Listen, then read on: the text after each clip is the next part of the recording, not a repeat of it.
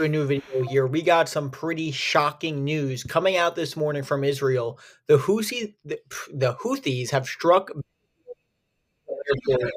Israel. Absolutely stunning footage here we see of the Houthis striking Israel.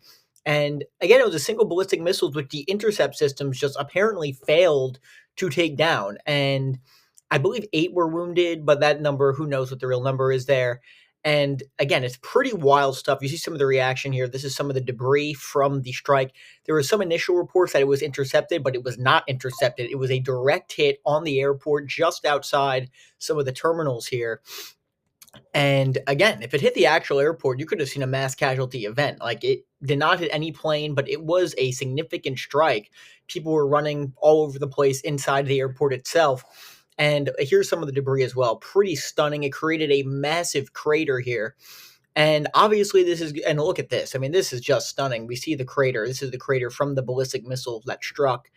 And this is massive for a number of reasons, guys. Again, while in actuality, it didn't do too much in the sense where, okay, nobody was killed, but obviously the Israelis are going to see this as a means for retaliation, as is the United States. And you're already seeing it already. Here comes Benjamin Netanyahu today, where he basically is saying that, yeah, we're going to retaliate. Because in recent months, it's been basically the United States in a hot war with Yemen doing constant airstrikes all across the country.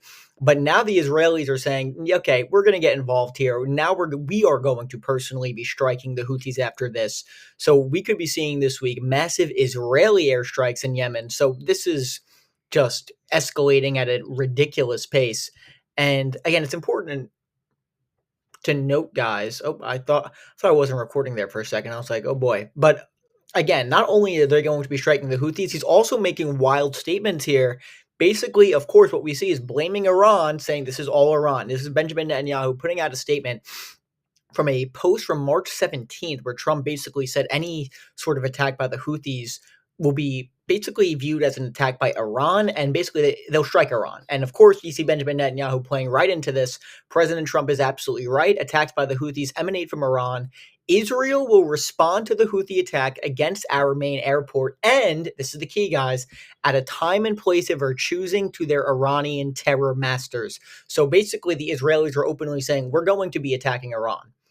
So that it doesn't seem like that is up for debate anymore. They will be attacking Iran, the Israelis. Now, the question is, will the Americans join them? There's no question the Israelis are not happy with the state of negotiations between the United States and Iran, because the Israelis view it as, yeah, we don't want any negotiation. We want to attack Iran right now as their proxies are weakened in the region. But again, to say this is all Iran, I mean, for example, we support Ukraine. The United States supports Ukraine. If the Russians could say, okay, you're supporting Ukraine, we can just strike America. It's very similar logic there. And, obviously this is just hawkish rhetoric coming from the Israelis here. And listen, they were struck by a ballistic missile, which they failed to intercept, which is pretty wild for a number of reasons. Most of these missiles are intercepted. So the fact this wasn't intercepted raises a lot of questions here.